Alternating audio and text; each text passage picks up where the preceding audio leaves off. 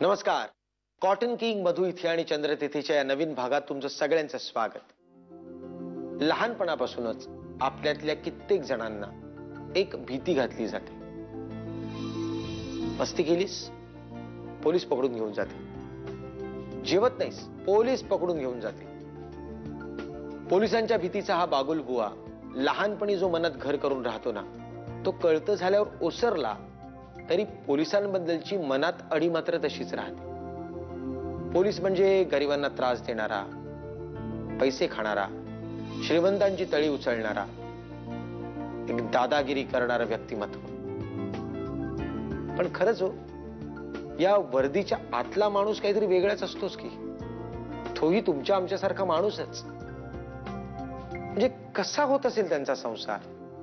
रजा नाही, काय नाही, ऑन ड्युटी 24 तास. संसार पुढे हो, अशा लोकांचे मधुचंद्र कसे होत असतील? आणि त्यात थोडं पुढे जाऊन विचार करूया. समजा नवरा बायको दोघंही पोलीस असतील तर कसा असेल त्यांचा Madhuchandra?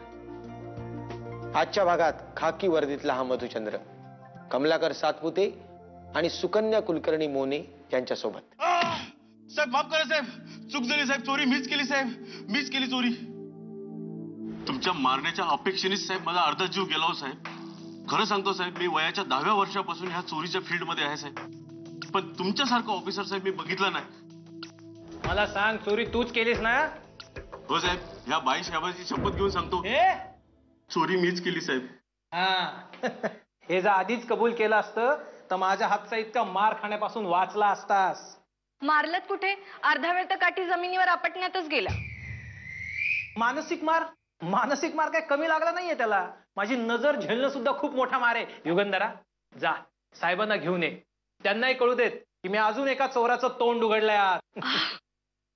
Thank you, thank you very much. नुसतं थँक्यू थँक्यू म्हणून चालणार नाही. प्रत्येक वेळेस यायचं, इकडे जमा व्हायचं, अंगावरती केशी नोंदवून घ्यायच्या, परत फाईन भरून बाहेर जायचं आणि त्या बाईसाहेबांच्या समोर तुझी नको ती स्तुती करायची. हे शक्य नाही होणार आता एवढ्या कमी पैशामध्ये. ही शेवटचीच वेळ, प्लीज. त्यानंतर मी ठरवलंय, माझ्या मनातलं सगळं सांगून टाकणार आहे मी तिला. माझं तुझ्यावर प्रेम आहे. काय? हो, म्हणजे मला तू आवडतेस, मला लग्न करायचंय तुझ्याशी. अरे नाही नाही, म्हणजे तुला आवडलं नसेल तर मग जाऊ दे, मग आपण. नाही तसं नाही, मलाही तू आवडतोस. हा, झिंगचिका झिंगचिका.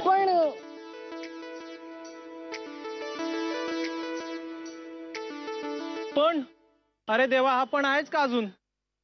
पण तू पोलीसवाला आहेस रे. मग तू पण पोलिसातच आहेस की. आता आपण दोघेही पोलिसात आहोत, याचे खूप फायदे आहेत. म्हणजे बघ ना, आपण दोघं एकत्र असे ड्युटीवर जाऊ, एकत्र घरी येऊ.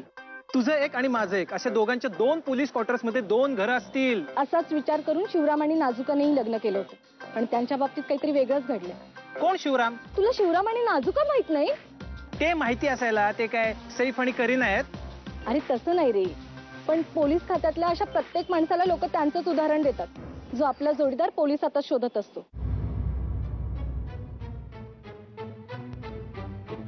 तारा तारा, तुझा चंद्र आलाय. तारा तारा तारा. अगं बाई, तुम्ही आलात वाटतं. माझी ड्युटीवर जायची वेळ झाली.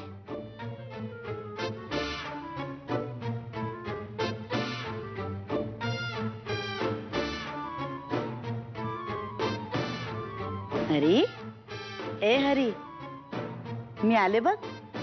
हरी, उठ ना. आलीस? हो. चल, माझी ड्युटीवर जायची वेळ झाली. लग्न व्हायच्या आधी काय काय स्वप्न पाहिली होती. लग्न झाल्यानंतर दोघे एकत्रच ड्युटीवर बाहेर पडू, पेट्रोलिंग साठी दोघं एकत्र गावभर हिंडू, लोकांकडून दोघं एकत्र हप्ता गोळा करू. पण या सरकारच्या अमानुष खेळामुळे ना, मला सहन करण्याच्या सगळं पलीकडे गेलेलं आहे. मला लाज नाही वाटत? 12व्या महिन्यातला 25वा अर्ज आहे हा. काय करता एवढ्या सुट्या घेऊन? त्यापेक्षा एक काम करा ना, राजीनाम्याचा अर्ज द्या आणि सरळ घरी बसा. हो साहेब, काय बोलताय तुम्ही? हा, 12 महिन्यातले माझे सुट्टीचे अर्ज तुम्हाला दिसत आहेत. एक तरी रजेचा अर्ज मंजूर केलात का तुम्ही? जानेवारीत रजा मागितली तर सांगताय 26 जानेवारीचा बंदोबस्त, फेब्रुवारीत रजा मागितली तर ईद साठी बंदोबस्त, मार्च मध्ये काय तर होळी आणि रंगपंचमी, आणि एप्रिल मध्ये गुढीपाडवा आणि रामनवमी. माझ्या बायकोला घेऊन ना मधुचंद्रासाठी जायचंय सर. इथे महाराष्ट्राची सुरक्षा जास्त महत्वाची आहे. तुम्हाला मधुचंद्राची पडली आहे, लाज नाही वाटत? आता हे लाजूनच बोलतोय ना. नाही, महाराष्ट्राची सुरक्षा महत्वाची आहेच हो, पण ती सुरक्षा का मी एकटाच करतो का? तुम्हाला सांगतो, खुर्चीला बांधलेला बॉम्ब असतो ना, आणि तिथे असा माणूस बांधलेला असतो, तशी अवस्था झाली आहे हो माझी.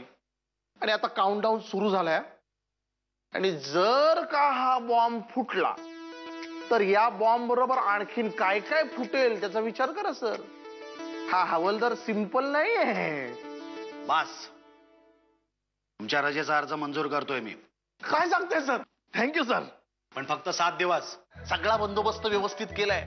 आपण पहिल्यांदा हनीमूनला चाललोय. तू बघ मी काय काय बंदोबस्त केलाय ते बघतच राहशील. हो, पण तुम्ही लक्षात ठेवा, पोलीस आहोत आपण. आपल्याला एवढी चंगाई परवडणार नाही. इथे आपल्या दोघांना पगार नाही पुरत महिन्याचा, आणि हनीमूनचा एवढा खर्च परवडणार आहे? काय आपण ज्या हॉटेलमध्ये उतरणार आहोत ना, तिकडचा मॅनेजर आधी मुंबईत होता. त्याच्यावर एक काहीतरी खोटी केस होती. मी त्याला तेव्हा मदत केली होती. तो आपल्याला सॉलिड डिस्काउंट देणार आहे. अरे, लोकांना मदत करायची म्हणून तू त्यांच्या रूम मध्ये येतोस, त्यांच्या अडलेपणाचा फायदा घेतोस. असह्यपणे जेव्हा ते स्वतःचा बचाव करू शकत नाहीत तेव्हा तू त्यांच्याकडे निष्ठुरपणे पैसे मागतोस. बरं चल जा, तुला माफ केलं. थँक्यू साहेब. अरे, फूल आणि नारळ दिल्याशिवाय देवही तुमचं काम करत नाही, आणि पोलिसांकडनं फुकट कामाची कसली अपेक्षा ठेवता रे? 10 रुपये दे. दे दे दे लवकर. निघ. सर.